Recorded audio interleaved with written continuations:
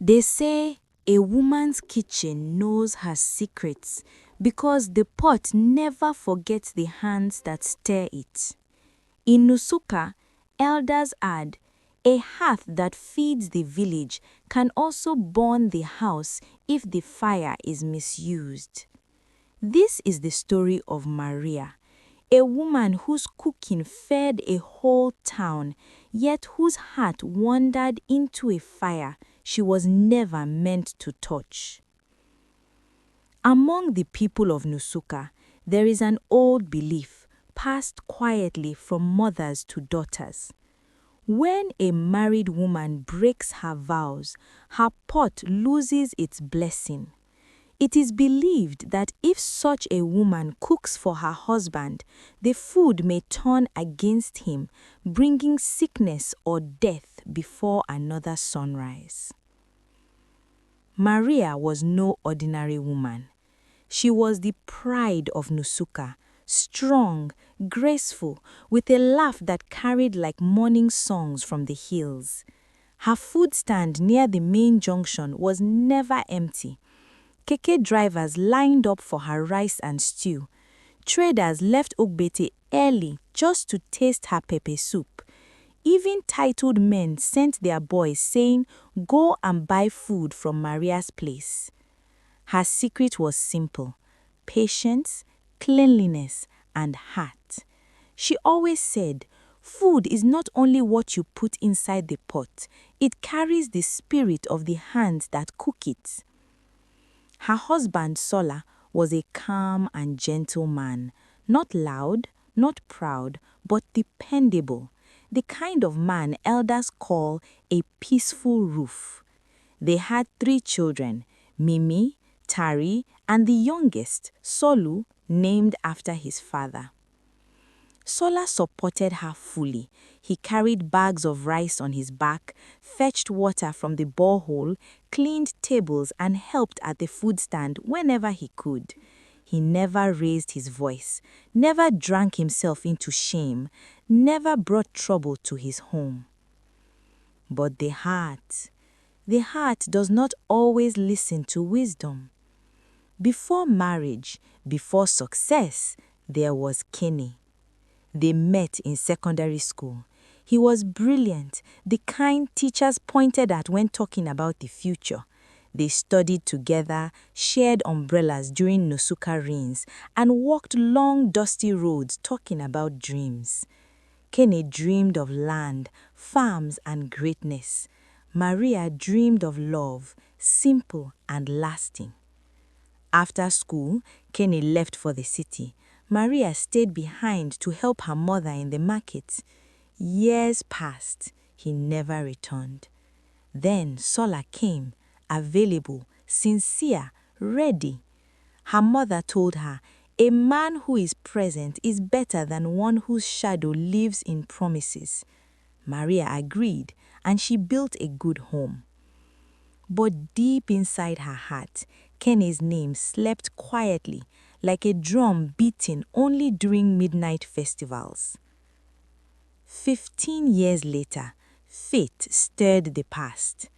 Maria traveled to Zaria to meet a supplier. The hotel lobby was busy when she heard a voice behind her. "Maria, from Bright Future Secondary School?" She turned. It was Kenny, older, confident, dressed like a man who had tasted success. He said, "You have changed, but your eyes still speak."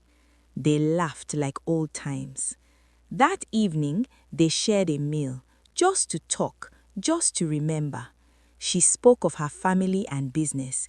He spoke of farms and achievements. Before they parted, he said softly, "I thought of you often.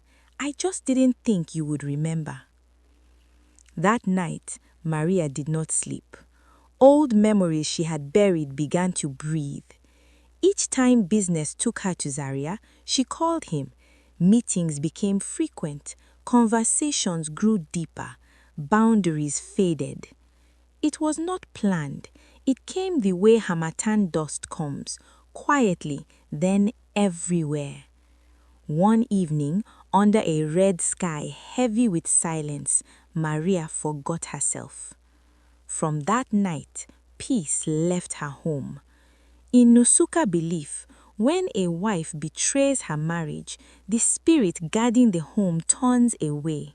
Her pot becomes unsafe, her hands lose protection.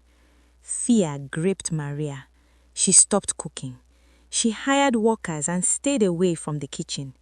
When questioned, she laughed lightly. "I have cooked all my life. Let others help." But guilt ate her like termites in wood. Her husband noticed. "My food no longer tastes like you," Sola said one night. "Even when others cook, I know when your hands touch the pot." She smiled and said nothing. That night, she cried until the cocks crowed. Months passed. Maria stopped seeing Kenny. The excitement turned bitter. She realized it was not love, only memory. She missed her home, her children, her husband's quiet strength. Soon enough, little Solu said, "Mama, your food makes me happy. Please cook again." Her heart broke. Soon enough, Sola traveled to Makodi for work. The house felt empty. The children begged again. That day, Maria told herself, "He is not here. Let me return to my kitchen." She tied her wrapper and washed her hands. The mortar sounded again, kum, kum, as she pounded yam. She cooked egusi soup with goat meat and bitter leaf. The aroma filled the compound like an old festival song. The children ate with joy. Maria felt whole again.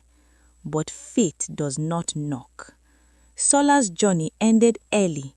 He decided to surprise his family. That evening, he entered smiling. "So, my wife can cook for the children, but not for me?" he teased. Maria froze. "Please, let me warm it," she said. "No need," he replied, already scooping. "Food from your hands can never harm me." Those were his last words. Moments later, he fell.